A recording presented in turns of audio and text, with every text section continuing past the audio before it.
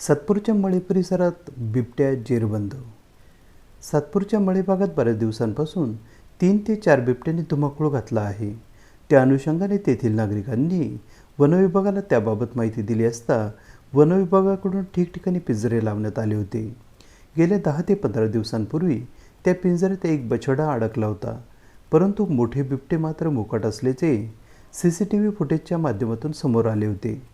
या बिबट्यांनी परिसरातील कुत्र्यांचा फडशा पाडल्याचे वेळोवेळी निदर्शनास आले आहे.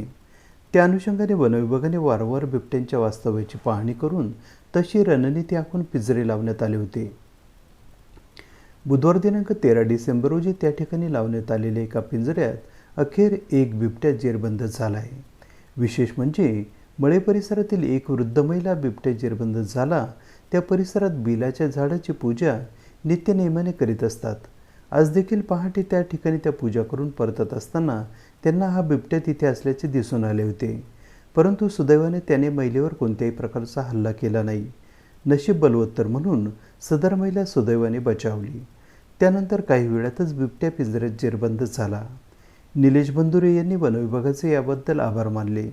तसेच या ठिकाणी असलेल्या बिबट्यांसंदर्भात जलद गतीने उपाययोजना करण्याचे आवाहन देखील केले आहे. विशेष म्हणजे सातपूर मळे परिसरासह गंगापूर रोडवरील उच्चभ्रू वसाहतीमधील रामेश्वर नगर, सिरीन मेडोज, केशर बंगल्याजवळ देखील एक बिबट्या बुधवार दिनांक 13 डिसेंबर रोजी सकाळी नागरिकांना दिसून आला आहे. त्यामुळे परिसरातील नागरिकांनी सतर्कता बाळगावी असे आवाहन वनविभागाच्या वतीने करण्यात आले आहे. AB न्यूजसाठी प्रमोद रहाणे, नाशिक.